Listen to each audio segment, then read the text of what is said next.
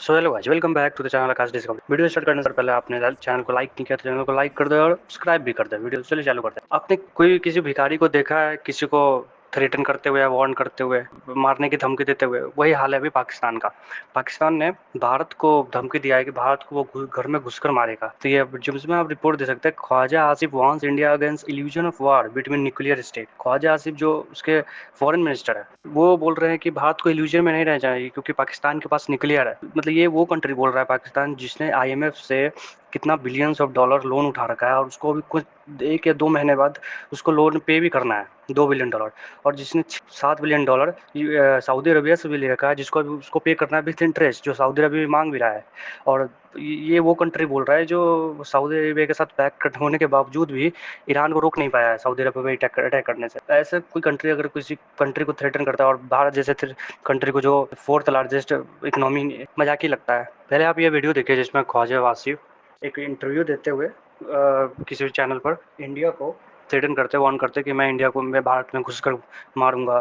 तो ये पहले आप वीडियो देखिए। तो मैं भारत के मतलब तो मैं यही कहूँगा, लेकिन इंशाल्लाह अगर उन्होंने दोबारा कोशिश की तो पहले से भी ज़्यादा ज़िल्लत उठाएंगे। जो पिछले साल जो कुछ हुआ उससे कहीं ज़्यादा ज़िल्लत उठाएंगे। और इस दफ़ा पहले तो कंटेन हुआ है कि 200-250 किलोमीटर के अंदर जो है जंग कंटेन हो गई। अब हम अंदर घर में घुस के मारेंगे उनको जो है इंशाल्लाह। अच्छा, ये ख्वाजा आसिफ जो है ये बोल क्यों रहे हैं इंडिया को ऐसे कि घर में घुस के मारूंगा? क्योंकि आपको पता होगा कुछ दिन पहले जो पाकिस्तान का जो प्रेसिडेंट है वो उन्होंने बोला था, जिसका नाम असीफ जरदारी है, उन्होंने बोला था कि इंडिया जो है, भारत जो प्रिपेयर कर रहा है दूसरे वॉर के लिए पाकिस्तान के साथ। इस रिपोर्ट में हम देख सकते हैं, India is preparing for another war. जो इसके प्रेसिडेंट थे, राष्ट्रपति थे जो पाकिस्तान को, उन्होंने पहले वार्न कर दिया था कि इंडिया जो है वो एक और वॉर की तैयारी कर रहा है। और सबको पता है कि वो ऑपरेशन सिंदूर अभी बंद हुआ नहीं है। और आपको पता होगा कि ऑपरेशन सिंदूर में भी पाकिस्तान ने दिल्ली पर मिसाइल दागने की कोशिश की थी, फतेह 2 मिसाइल्स।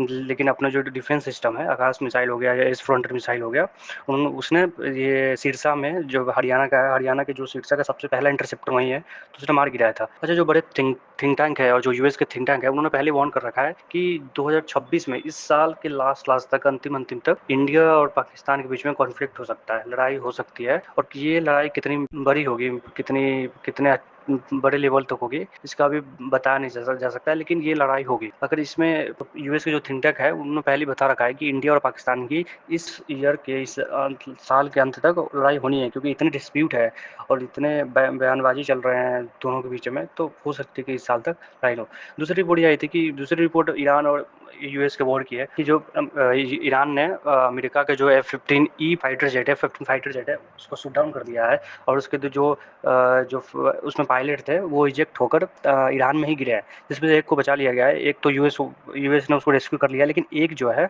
वो अभी भी ईरान में है। जिसके बाद जो ईरान की गवर्नमेंट है, उसने अपने जो वहाँ की पीपल है, वहाँ के लोगों, उनसे प्रॉमिस किया है कि जो पायलट को पकड़ के लाएंगे, ईरान के गवर्नमेंट ने प्रॉमिस किया है कि उनको रिवॉर्ड भी मिलेगा। और उसके बाद यही से लग रहा है कि अभी कुछ कल ही उसके बाद ही रिपोर्ट आई थी कि जो पीट हेक्सन थे, इसके यूएस के वॉर सेक्रेटरी, उन्होंने अपने जो यूएस के आर्मी चीफ है उनको जल्द बोला था कि जल्दी से रिटायर होने के लिए, यानी कि अगर माने तो उनको निकाल दिया है। उससे हो सकता है, क्योंकि जो पहली बार F-15 फाइटर जेट शूट किया गया है यूएस का, और पहली बार जो पायलट है ईरान में इजेक्ट होकर, हो सकता है कि पकड़ा जाए। उसके बाद जो ईरान की एम्बेसी है, ईरान, उसने फिर ट्वीट करके मॉक करते हुए बोला था कि जिस रिपोर्ट में, इस ट्वीट में हम देख सकते हैं कि the regime change happened successfully, कि उन्होंने बोला था कि चले थे हमारा रेजिम चेंज करना, और खुद का रेजिम चेंज हो गया, खुद के मिलिट्री का रेजिम चेंज हो गया। जिसमें हम देख सकते हैं कि जो यूएस ने जिन अपने ऑफिसर्स को, डिफेंस ऑफिसर्स को हटाया है कुछ दिनों में, उन पर सभी में क्रॉस लगा हुआ है।